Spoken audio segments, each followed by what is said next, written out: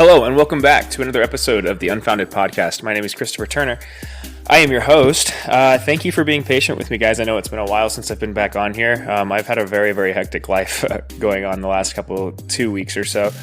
I've been trying to get kind of a rhythm figured out here in Las Vegas, and it's been harder than I expected, honestly.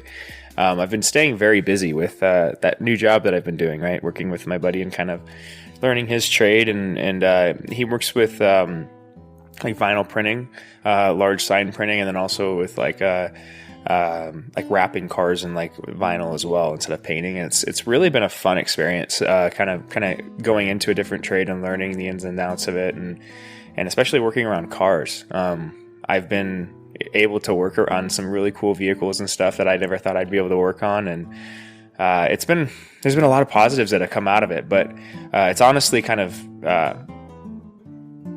stretched me a little too thin in terms of taking care of these kind of things, the things that really are important to me.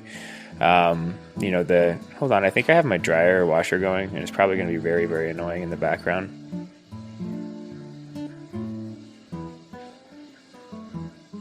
It's okay. Sorry for that pause right there. I wanted to get a little bit of snippet of what it sounded like, so if I need to, I can go back and kind of get it out of there. Edit it out. I can kind of do like a noise cancellation. Anyway. You guys don't care about that, do you? Anyway, yeah, like I said, it's been hard, kind of balancing out that work with the things that I really like to prioritize in my life. And I guess the reason I'm going to talk this morning, and the reason I'm sitting down right now and having a conversation, is because it's made me realize that in a weird way. It's kind of made me reaffirm a lesson that I think I've already kind of learned or even asserted on this podcast. That being, you kind of have to prioritize things in your life. You have to be very intentional about how you prioritize things. You can't assume that just going into work every day is going to be enough, I guess. And I think this is an idea that a lot of people have. You know, I notice this in a lot of my friends my age, a lot of people my age, especially people that went to college. It's this attitude of like next step, right? And because we were kind of the people that did go to college and that kind of stuff, kind of the group that depended on the next step for like personal success and satisfaction. Now when you get into the real world and there isn't any defined next step, your job becomes that. And so I think a lot of people just tell themselves, okay, if I don't know what I'm supposed to do still, or I don't feel satisfied or fulfilled or anything like that, then just keep on going into work and it'll figure itself out. And I think that's a huge mistake, massive mistake that a lot of people make. Because you don't want to do that. The reason you feel uncomfortable is because you're not prioritizing something properly. At least for me. Now, this may be so different for everybody else, but this is kind of what's bringing me to this realization is like, I need to do some reprioritizing in my life, because this right here, talking to you guys, is something that is extremely, it's the most important thing in my life right now. And I want to make sure that I'm prioritizing that properly. The fact that I haven't been on here talking to you guys demonstrates that I haven't had my life set up properly. And so one of my goals moving forward, starting today, this week, is to reprioritize those things. And I'm going to be moving around my schedule in whatever way possible, regardless of the consequences, so that I can do this more. And when I say regardless of the consequences, I think that's the part that a lot of people miss as well. Is like, okay, well, I want to reprioritize too. Let's say you have an idea of something that you're really interested in, something that you're really passionate about. Say it's cooking or something, but your job has these demands on you, right?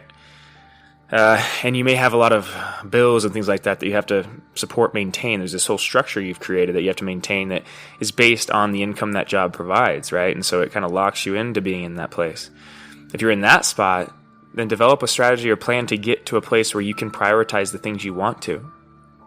You know what I mean? I think a lot of times we want the grass is always greener effect is very strong wherever you're at. It's a perspective issue, right? That's why it's always true.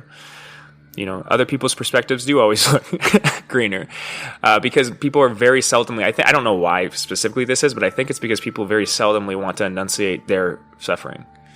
And so they'll paint their lives in the picture of their lives as if it's something that's that's kind of better than it is, because not because they want to paint that picture. It's actually kind of a non-intentional effect of the way they describe themselves. It's more because they want them. It's their ego. It's literally the description of themselves that they believe. You see what I'm saying?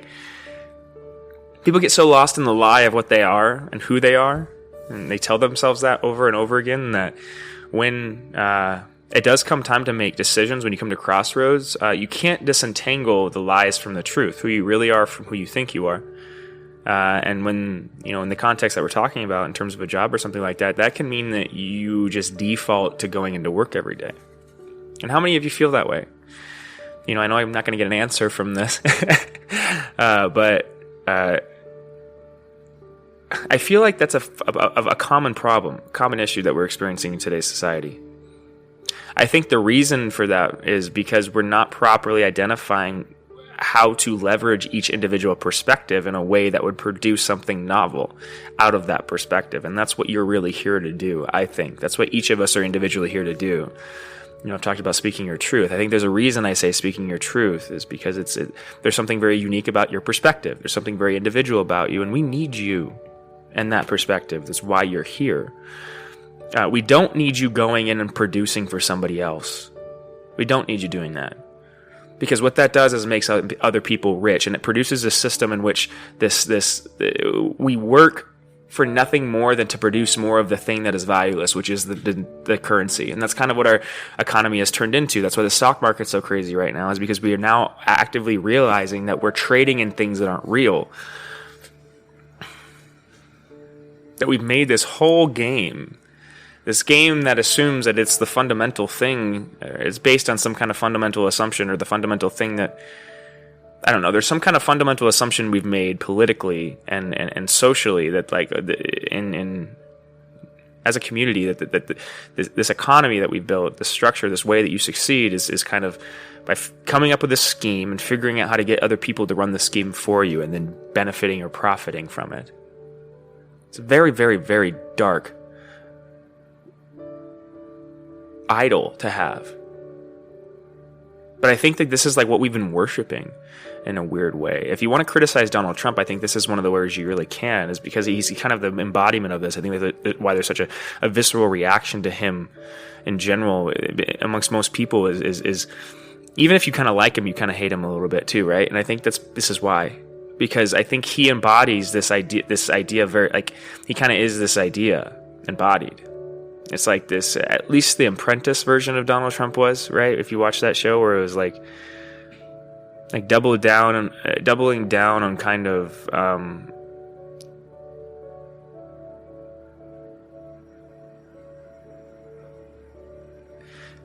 asserting that there's no necessity for ethics. That not only do you not need to operate in a moral way, but you don't even need to operate in an ethical way. That the ethical way of operating is actually kind of a weight that'll hold you back. I think that is one of the things that The Apprentice, that show, demonstrated to people, that actually encouraged it inside of them. Now, I think it's telling that he's now our president, right? I don't get political too much, right? I hope actually, that you have a hard time telling which way I lean politically. I hope that I'm doing a good job of that, because that is very intentional. I don't want you to know what my political views are. I don't want you to associate me with any one group, because I'm not part of any one group. Neither are you. You shouldn't associate yourself with that either, right? You should be the thing that is independent, that speaks their truth, that enunciate where they don't agree with the group, and they raise fucking hell about it. You know what I mean? The problem with that, too, is we have to make sure that we're talking from a place of truth. And to get there, it takes a lot of work, right? To get to a place where you know that you're saying something that's true. Isn't that funny? You have an innate compass, an innate ability to know it's true, but you've hidden it from yourself. When I say we've hidden the tools from ourselves, this is partially what I mean. Partially. This is one of the pieces. But you've hidden the tools from yourself to tell where you're supposed to go, where you're supposed to be. You have this internal compass, this thing that guides you, that tells you when you're doing something right or wrong. You can feel when you're on the right path, when you're reverberating, when you're resonating by this time elongation, this time dilation, this time stoppage effect. We've gone through all of this before, right? You can identify all these times, and it's by following that you figure out where you need to be. It's by defaulting to the things that people tell you that lead you further away. By thinking that you figured out that there's a way to scheme in this world, and that's how you get ahead. That you can scheme, you can figure out how to trick the world itself, the whole system itself, into just providing you with comfort. And that the way that we get ahead in this world is by figuring out what our version of that is. No. You need to figure out a version of something, but it's not some version of taking advantage. That's not what you need to figure out. You need to figure out some version of what's your responsibility in this world. What do you have responsibility to do in this world? What are you supposed to pick up? Who are you supposed to be? What work are you supposed to do? What do you not look at inside of yourself? What thing devolves you when you don't know? When you're not realizing it? What words do you speak that aren't true? You know when they're not true. Don't do that anymore, kind of a thing. You know what I mean? We have an incredible responsibility, each of us, individually, to enunciate this perspective. And that responsibility entails doing the work to get to a place where you know how to enunciate it. I think part of the reason for education itself is not to tell people... I think the only reason for education itself is not to tell people how to think, which is something that our education system has gotten very, very, very fucking wrong. You're not supposed to tell people how to think or what to think. You're supposed to give them the tools to enunciate their perspective so they can think.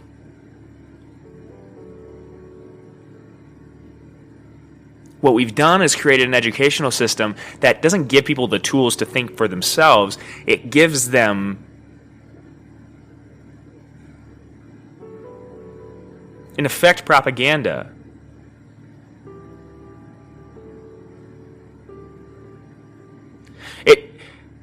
I'm trying to search for the word, guys. Sorry, there's a word I'm trying to pick out here, but it's not coming to me.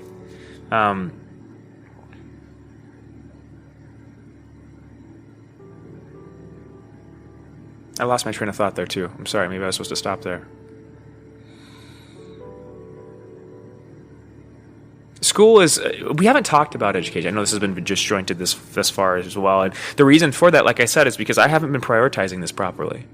And so this is going to be a little chaotic for a second, again, until I get back to a place where I'm back on track with this, right? Because it takes genuine effort. It takes prioritization. You need to make this thing the thing that's important.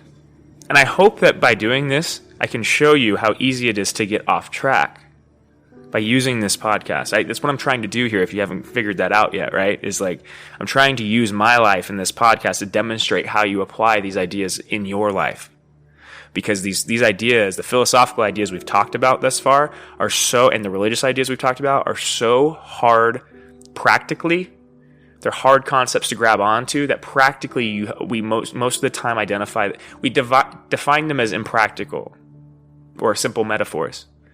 But they're not. They're very, very practical tools that we have to search for that usability. You have to search for how to apply those rules, those lessons, those metaphors in your life.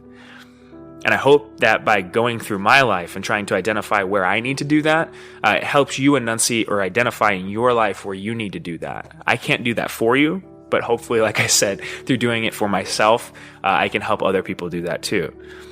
Now, I think all of us individually need to figure out a way to do that for other people, right?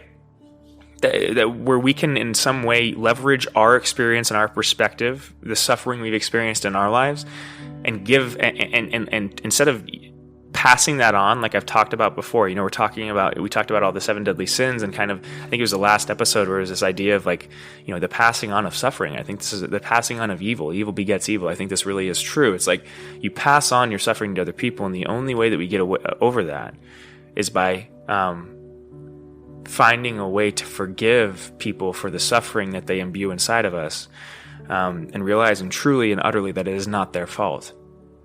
That it is no one individual's suffering is not any one individual's fault. Even the suffering you feel, even the suffering that they directly kind of, what's the right word? Even in the physical sense, if it was directly related to them, right? If that person is the only one that you could identify that would have hurt you in this way, right? It doesn't matter who's responsible, I guess is what I'm saying.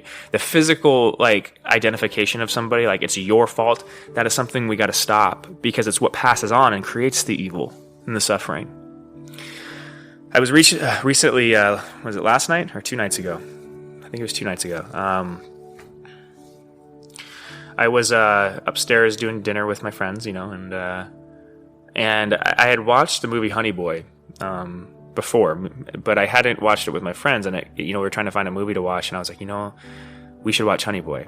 And I don't know if you've seen that movie. If you haven't, please watch that movie. It's so good.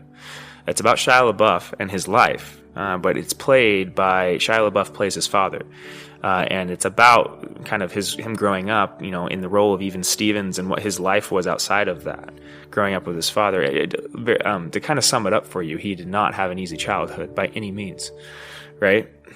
By any measure.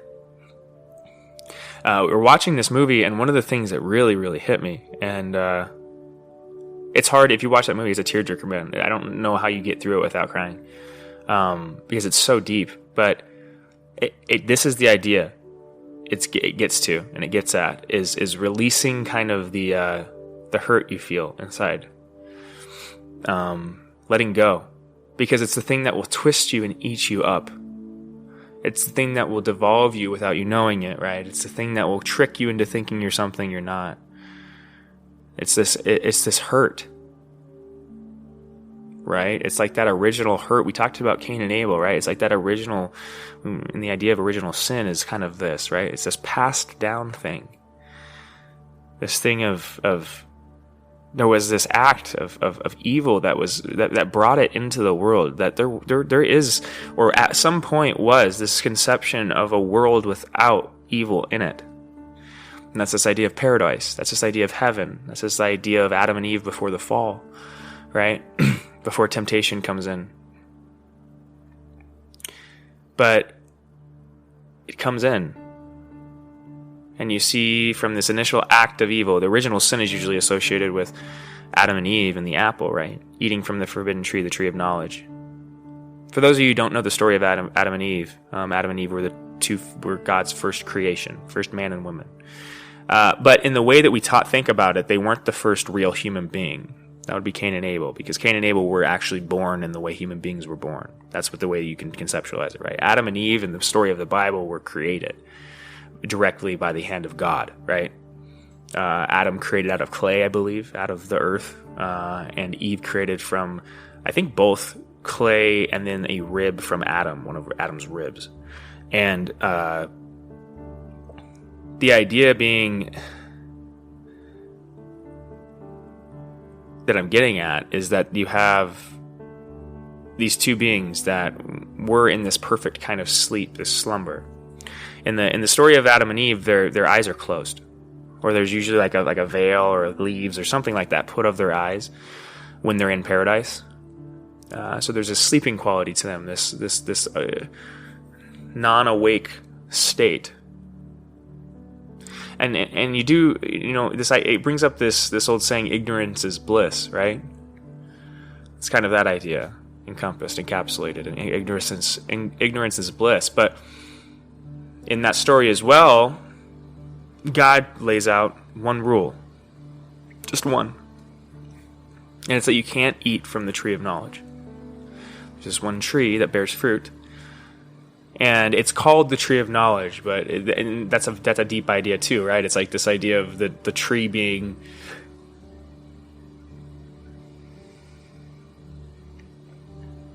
the source, the tree being the source of everything, kind of, and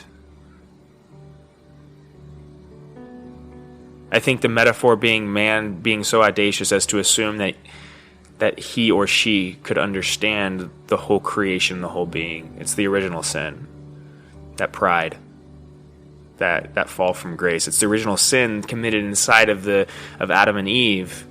That was also the original sin inspired inside of Lucifer himself before the fall, which is why you see the number, the mark of the beast on people.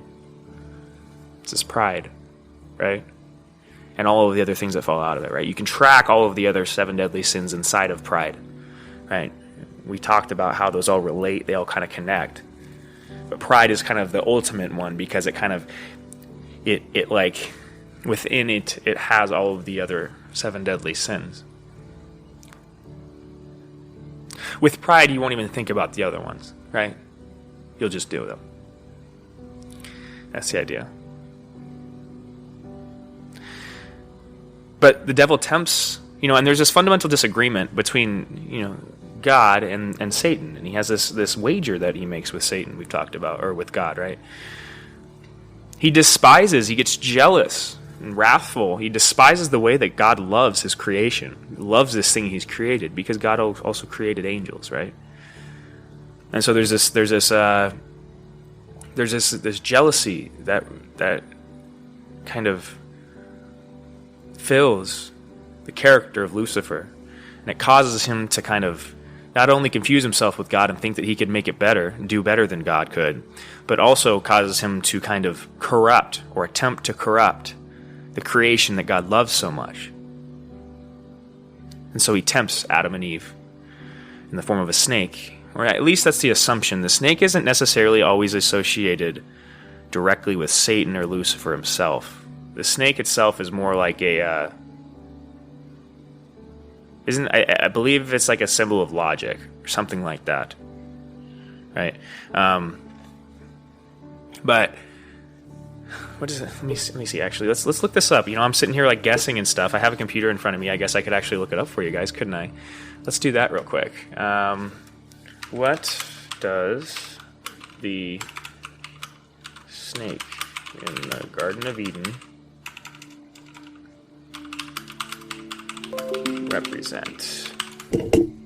Oh, sorry guys, that kind of, my mic went flipping around. The Hebrew word nakask, serpents in the Bible.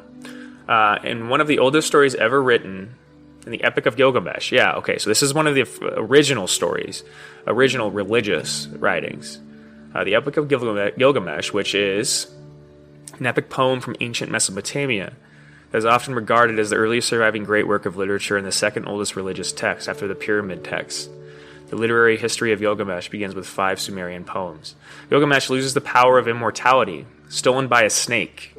The serpent was a widespread figure in the mythology of the ancient Near East. Ouroboros is an ancient symbol of a serpent eating its own tail that represents the perpetual cycle, renewal of life, the eternal return in the cycle of life, death, and rebirth, leading to immortality. Archaeologists have uncovered serpent cult objects in Bronze Age strata at several pre-Israelite cities in Canaan. In the Hebrew Bible, the book of Genesis refers to a serpent who triggered the expulsion of Adam and Eve from the Garden of Eden, Genesis 3, 1 through 20. Serpent, if you want to look this up and read this, guys, it's very interesting to follow along. If you do have a Bible or something, you want to read these stories as I'm talking about them. I'll try to put in kind of where it is in the book so you can find it. But Genesis 3, 1 through 20 is the Garden of Eden, the story of Garden of Eden. Serpent is also used to describe sea monsters. Examples of these identifications are in the book of Isaiah, where a reference is made to a serpent-like dragon named Leviathan. Yeah, we know about Leviathan. It's a creature with the form of a sea serpent from Jewish belief, referenced in the Hebrew Bible. Yeah, Leviathan is a sea creature. It's this. So there's also Hobbes Leviathan. Sorry guys, hold on 1 second.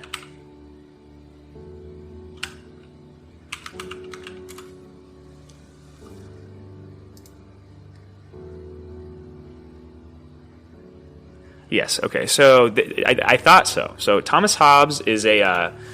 Let me read about him. He was a philosopher. Thomas Hobbes was an English philosopher considered to be one of the founders of modern political philosophy.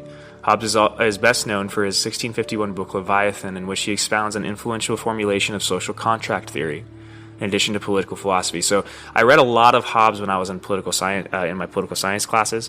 Like I said, he's very, very, very popular political philosopher, thinker, and his idea of Leviathan is often used to kind of describe the way in which people interact with systems of scale.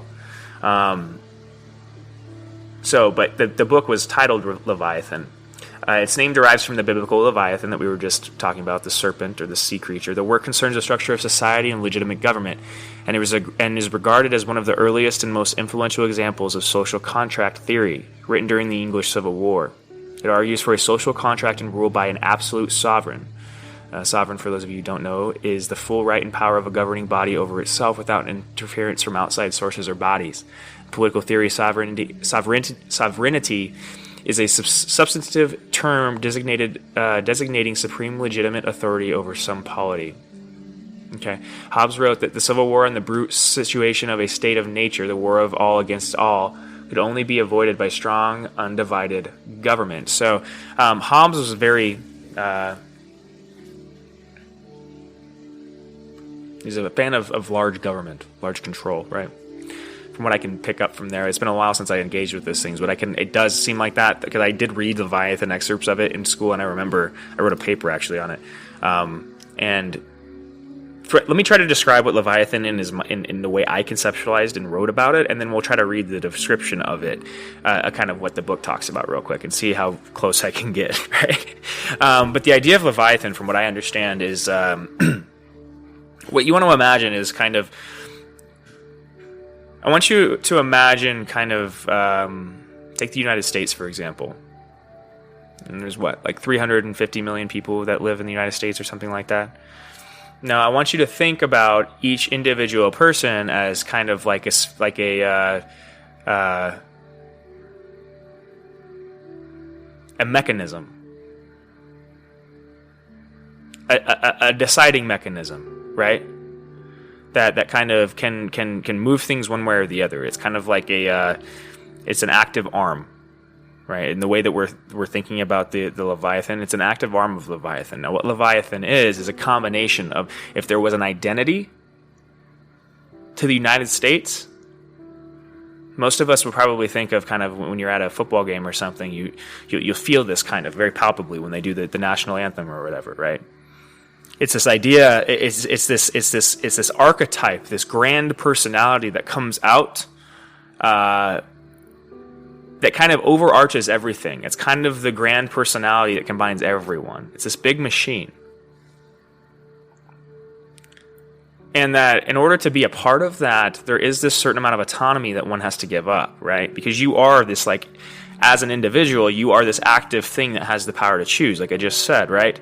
To do things in the world. Well, when you combine that into a large mechanism with other people, what happens is you also trade away some of that autonomy, because you're kind of recognizing, in some sense, if you're combining yourself with a larger system, that the system itself is more important than you, right? Because you're giving up some of that control, right? Some of that ability to decide yourself. You're saying, hey, maybe the Leviathan can decide better than I can individually on this and that and this and that. Now, where we usually go wrong is in deciding where Leviathan takes control and where Leviathan doesn't, right? What do I have control over, and what does the country have control, the government have control over, right? The polity. There's this, but this identity can be corrupted, just like any other identity. And you see this identity breaking apart in the United States as well. This Leviathan identity that I would associate with, like, patriotism, U.S. patriotism, right? You saw it start with kind of the Colin Kaepernick scandal, right, with all the kneeling and shit like that in the NFL. I don't know if that was the beginning of it, but you see this breaking away, right? This very intense kind of fight, and that's, I think, why it was so intense and why people got so worked up, is because really what we're fighting over is, like, hey, are we a part of Leviathan or not? Are we a part of this, like, kind of idea of what we are, or are we not? You know, this idea of what the United States stands for, is that something that we all agree to still, or no? And I don't think we settled that conversation, so it's devolved, and now we're at a point where Leviathan doesn't exist right now, I don't think, in the United States. Leviathan's devolved in the way that Hobbes talks about it, into something that's more like miniature Leviathans, each fighting each other, right? So it's going to be, I can't read all of this, right? But that's my understanding of Leviathan. It's this idea that anytime you get into a political system, you want to be a part of that political system. You have to trade away a piece of yourself, a piece of your autonomy, to be a part of that machine, that mechanism, that monster, right? That Leviathan. And that what we've done, most of us in the United States, is created a system that we have said thus far is comfortable enough to allow ourselves to get lost in that Leviathan, because we trust the system itself. We trust that the system has guardrails, that there's something morally right about the system we've set up, that it's better than what we've had before at the very least, and that by following or allowing ourselves to kind of be a cog in that Leviathan, we're doing something good, because we're kind of it's a sacrificial spot, right? It's this idea that, you know, we're sacrificing our own individual perspective for the greater perspective, right? And we're willing to be a part of that American identity because of that. Not only are we willing to be a part of it, we want to be a part of it, right? Most people do. That isn't.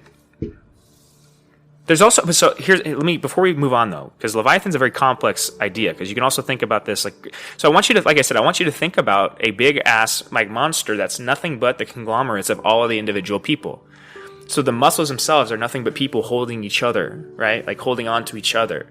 The bones are the same thing, right? It's literally, imagine a person that is a conglomerate, a big monster that's a conglomerate of little people walking around and doing things, right?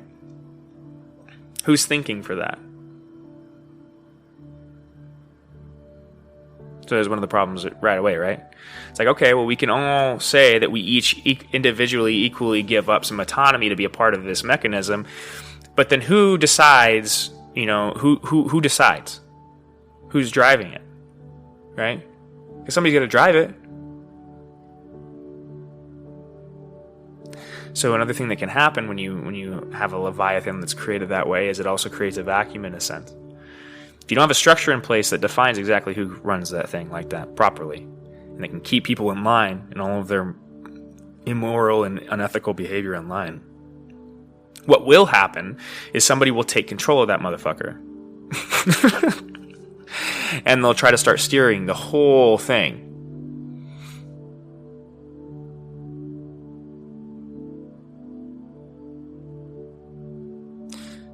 The way that you get massive groups of people to do really horrible shit is you get them to give themselves up to this idea of Leviathan, this group think, this group identity, and then you steer it. Just point it in a fucking direction. That's all you gotta do. You know what I mean? And then people will go do things for you. The active extensions, right? The arms that actually make things happen in the world, that Leviathan will go off into the world and start fucking shit up. You know what I mean? And that's really what's happening right now, I think. We have a Leviathan that's being fought, like the control for that thing is being fought over. You know, if you imagine the head is kind of like the control room, I imagine, like, it's like that Inside Out movie, the Disney movie, their Pixar movie, whatever it was. It's kind of like that. There's like these like individual personalities inside of like the Leviathan's head, like these individual people, and they're literally fighting over who's controlling the fucking thing and which way it's gonna go. And so Leviathan's just like bouncing around fucking everywhere, like, and that's us, like as the polity. We're just being bounced around like a fucking bouncy ball, being fed misinformation and all this other bullshit to try to get us to go in a certain direction. And it's because there's so many fucking egos out there trying to get us to go in different directions, we feel pulled in 90 different ones. And there's a reason you feel that way. It's because it's true. That's exactly what's happening. Everybody's trying to seize power. Everybody. Not only here in the United States, it's when it gets even scarier. You have people trying to seize power from us overseas as well. There's this idea of Leviathan that's on a larger scale. If you want to get bigger than the United States, you can get that idea all the way up to humanity in general, right? I think there's entities out there that are trying to scale Leviathan up to that size. This globalist mentality, I think, is real, and I do think there is a militant group out there somewhere. I don't know who's pulling the strings, but is trying to get this motherfucker to burn down because they understand that there's control in it. I don't know if they're trying to get it to burn down, but they're trying to get people scared enough to where they will burn it down. You know what I mean? And I think it's because there's this idea that we all need to combine into the human collective. I think it's really been perverted, though. I think there's like this kernel of like I don't know what it would be called. What the best way to define it would be. It's like there's this kernel of like beauty in the idea of combining, you know, kind of getting everybody to kind of view each other on a human scale, on a world scale. Yeah, like ideally, it's an ideal, right? It fails to understand or properly enunciate the complexity of the system that we're dealing with. And because of that, I think what we're doing is we're trying to scale this idea of Leviathan up so that people can seize control over it. It's not for this altruistic purpose. It's because we have people that have identified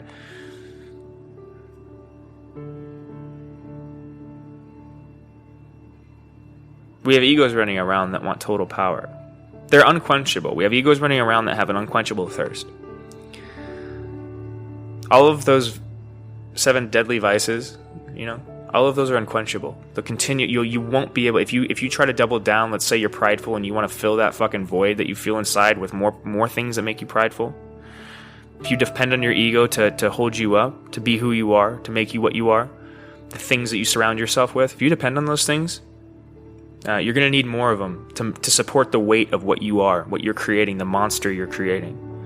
So you'll just have to continue to fucking buy bullshit and consume bullshit. And it happens at the highest scale with pride. If you carry that idea out long enough, let's say you have the means and the capability to have everything you've ever wanted, and you've gone and done it, and you've done it in insidious ways. You've done it in morally and ethically untenable ways. And you've been rewarded for it, what are you going to continue to do? You're going to do the same shit over and over again, right? Except you aren't properly identifying that there is a fundamental flaw in that assumption. That there's good in you being, or you feeling good. There's inherent good in you feeling good, which is a fundamental fucking wrong flaw.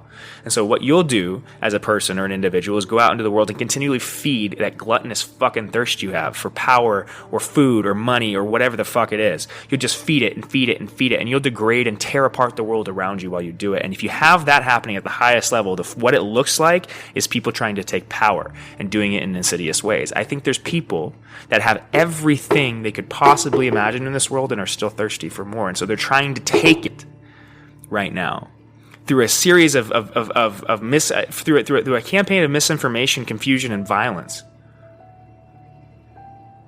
There's intent behind what's going on right now, and I think there's a lot of egos all playing the same game at the same time.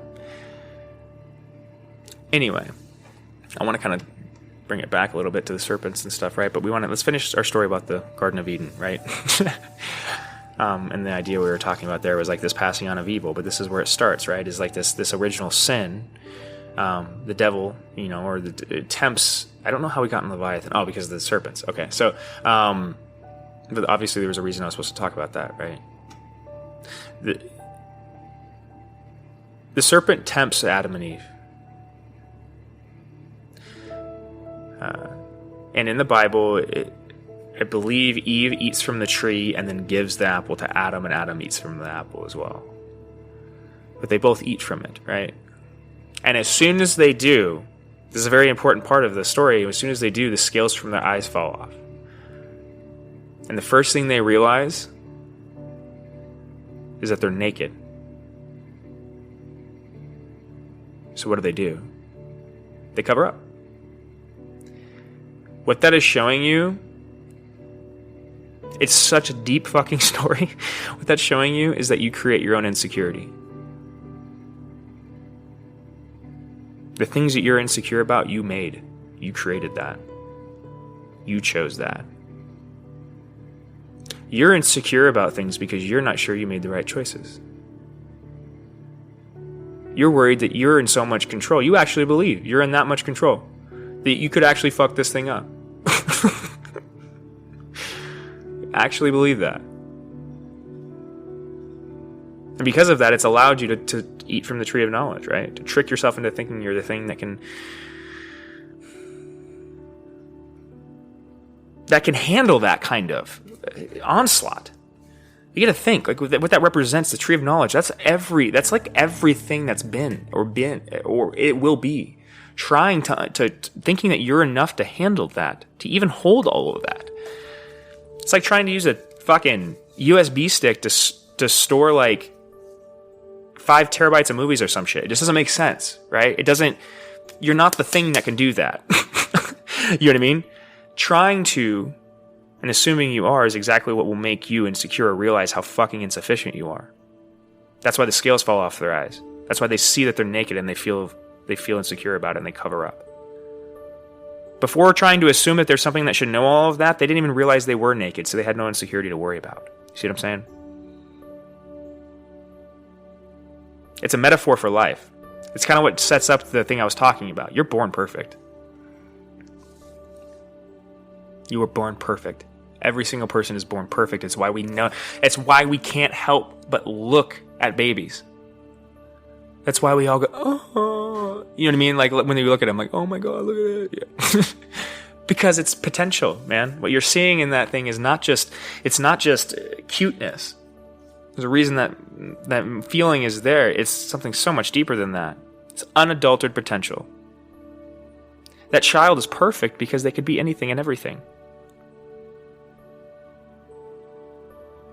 But what we do is slowly but surely, we trick that thing into thinking it's something that can steer the whole world. All of us do it. We've created systems designed to get people away from knowing, to get people away from truly just being. We have systems to get them to try. That all you have to do is try harder and the world will be a fair place. No, it won't. It would assume that you know what fair is and you don't. You're not enough. You know, you're enough to try to start the idea of what would be fair for you. But as soon as you try to think about how that intermingles with another perspective or anybody else in this world, when you actually try to apply it, it becomes fucking lunacy. You become a maniac immediately. The world isn't fair. If you try to make it fair based on your perspective, you immediately become an evil fucking thing. Immediately. The scales fall from your eyes. And you'll start to become insecure too. Because you'll start to feel the weight of all the assumptions you just fucking made. You're going to feel that weight. Because you're trying to pick up the responsibility of the world, man. And that's going to feel heavy as shit. That's a heavy ass fucking responsibility. Promise you. I've tried too. You're not alone. You know what I mean? I think everybody's tried at some point. I just want to pick up the world. Carry it on my shoulders. Well, you're not enough. You're not even close to fucking enough. You're not even close to enough to be the thing that could see that path if you wanted to. All you can do is see the path that you're supposed to walk and hope that is enough for you. But I think the reason I started this is priorities, right? I needed to figure out, we each come to points in time in our lives when we got to shake ourselves awake. Be like, hey, wake the fuck up. Losing track. Getting off track here. You know what I'm saying? We're not on the right path. You need to get back on the right path. You know when that's happening because that's what you feel. Inside of your head, inside of your body, in your emotions, everything. You'll feel this disjointed feeling starting to grow, and it means you're supposed to do something different. Listen to it. You're not supposed to sit in that. You can, it'll just make you want to move more. You can't run away from those feelings either. If you run away from them, it's going to do the exact same thing. It's going to tear you apart because you're going to hide the solution from yourself. That's so often people do that. They'll get so wrapped up in thinking that there's no way out of the situation they're in, when in reality there is a very direct path out of where they want to be. They just don't want to look at it. They don't want to see the answer to that. They don't want to, because it requires a sacrifice. It requires vulnerability. It requires whatever the fuck it is, but it requires something you don't want to give, so you don't give it. That's such a fucking travesty, man. You're selling yourself short.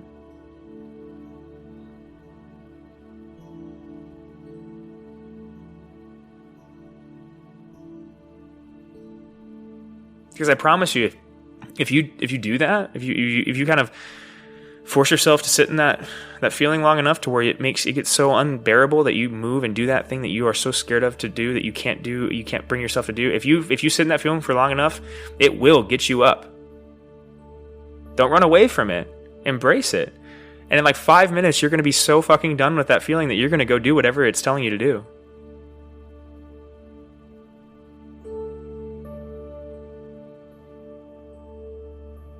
The way you identify the things you need to do in your life, the way I've learned to do it, like I said, is in some ways identifying what I don't want to look at. It is such a painful thing to do because it's annoying at a fucking level too. It's like you just want to live your life, right? You just want to have fun. You just want to enjoy it. You just want to get to this point where you can just kick back and fucking, watch the sunset. That doesn't exist. If you have meaning and potential and all that kind of stuff, but it takes energy to bring that into being. You don't get to kick back and watch the sunset and also have everything else too. It doesn't work that way. You got to sacrifice. You got to fight. You got to suffer. You got to choose the thorny path. And slowly but surely, that thorny path will lead you to where you need to be. And that's how you get everything you need. Not by kicking back first and just being like, all right, this is what I want. Bring it to me. You know what I mean? Like some fucking butler service or something, treating the universe and God itself as some butler service. That's what most of us do. Like, all right, I'm ready for my next thing, please. Bring it to me. Oh, fuck you. Honestly, fuck you. If that's the way you think, that's what you're going to get. You're going to get to sit there by yourself with your feet up until you fucking turn into a fat slob and can't move anymore. Yeah. Sorry if that's harsh, but I think people need to hear that shit. I needed to. I need to hear it. When I listen back to this, I need to hear that shit. Don't be that thing that fucking sits back and waits for the world to give it what it deserves. Don't do that. There's so many people like that. As soon as you embody that kind of perspective, you become like 99.9% of these fucking sheep out here. You do the exact same thing. You just wait for everybody else to solve your fucking problems. And then when they don't, you blame them for it. You tear down society, right? Don't be that thing. Be something better than that.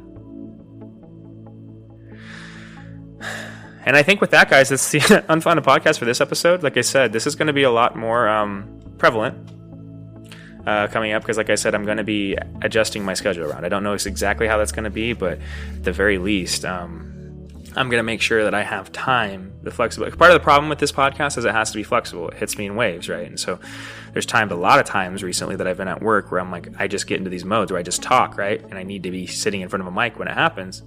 But when I, having a scheduled job like that, it doesn't work very well. So, you know what I mean? So, and I can't force it. It's not like I can like hold on, like save that idea or something and like go bring it up later. No. Because like it all comes in the moment. You know what I mean? When I say I'm unfiltering myself, I really mean that. Like there's no planning with this at all.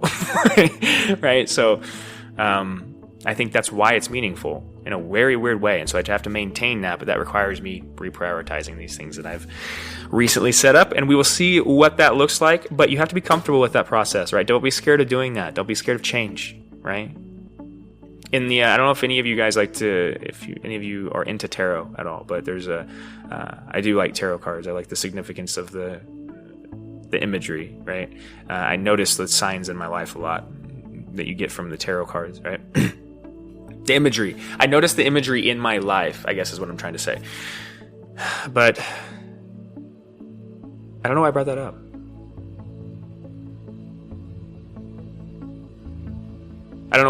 Anyway, well, I guess we'll just leave it there. Anyway, if you're interested in them, they are like the imagery and stuff. I do really like. I think there's a lot more to this, I guess is what I'm trying to say. I'm having a hard time enunciating what I'm trying to say right here.